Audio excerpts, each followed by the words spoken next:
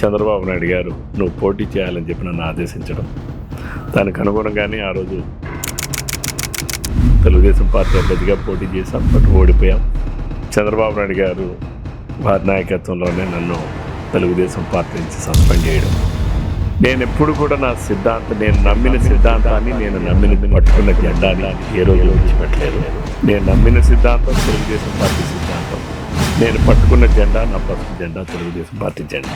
అలాగే మీరు అనేటట్టుగా ఎవరో ఎక్కడో యాక్సిడెంట్ అయితే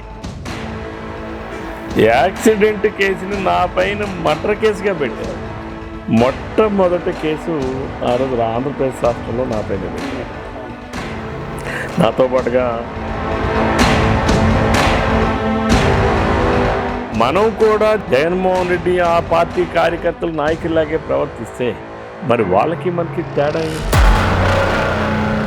ఇప్పుడు కొత్తగా వైసీపీ పార్టీ బాబు షూరిటీ మోసం గ్యారంటీ అనేటువంటి కార్యక్రమంతో గడప గడపకి వెళ్ళటం జరుగుతుంది. అభివృద్ధి చేశాం, సంక్షేమం చేశాం, ప్రజలకి ప్రభుత్వ పథకాలు అందాయి, ప్రజలకి సర్వీసెస్ అందాయి, డెవలప్మెంట్ చూశారు.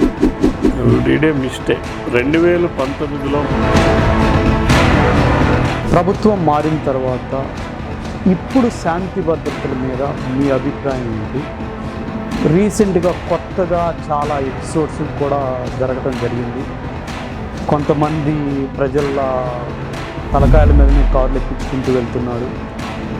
అలానే బోట్స్ తోటి వస్తున్నారు, రపా రపా నరుగుతామని. జగన్మోహన్ రెడ్డి గారికి సంబంధించినటువంటి ఏ కేసులో కూడా సాక్షులు ఎవరో మిగలరు. సో కూటమి ప్రభుత్వం విశాఖపట్నం మహానగరం మీద చాలా ఫోకస్ పెట్టింది, ఉత్తరాంధ్ర మీద చాలా ఫోకస్ పెట్టింది. భోగాపురం ఎయిర్పోర్ట్ కానీ, ఇండస్ట్రియల్ కారిడార్స్ అని, కోస్టల్ బెల్ట్ ఉంది అద్భుతంగా. సో మీ నియోజకవర్గం విశాఖపట్నం మహానగరానికి కోతవేటు దూరంలోనే ఉంది. ఈ అభివృద్ధి ఫలాలను మీ నియోజకవర్గానికి కూడా ఎక్స్పాండ్ చేయటానికి, మీ నియోజకవర్గాన్ని ఒక మోడల్గా తీర్చిదిద్దటానికి మీ ముందున్నటువంటి మీ ప్రణాళికలు ఏంటి?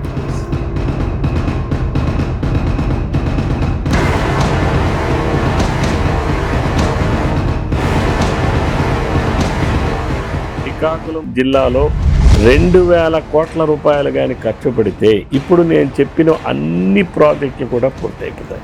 తన పాపాలు తనకి నీడలా వెంటాడుతున్నాయని తనకి అర్థమయ్యి చచ్చిపోయిన శవాల దగ్గరికి, రేప్స్ అండ్ మర్డర్లు చేసిన పరామర్శ కోసం, బెట్టింగిల్లో చనిపోయిన వాడు ఎప్పుడో చనిపోతే బెట్టింగిలు కాసేవాడికి విగ్రహాలు ఏంటి, కొన్ని కోట్ల రూపాయలు విలువ చేసేటటువంటి దోచుకున్నటువంటి నెల్లూరు పరామర్శ, మహిళా లోకాన్ని కించపరిచినటువంటి వ్యక్తిని పరామర్శకి వెళ్ళాడనంటే జగన్మోహన్ రెడ్డి ముఖ్యమంత్రిగా ఉన్న 5 సంవత్సరాల్లో వంశధార, నారాయణపురం రీమోడరైజేషన్, నాగావళి వంశధార అనుసంధానం కాలువ పనులు, ఆ రోజు మేము ఏదైతే 2019 నాటికి 92% పూర్తి చేశామో అది అలానే ఉంచాడు జగన్మోహన్ రెడ్డి.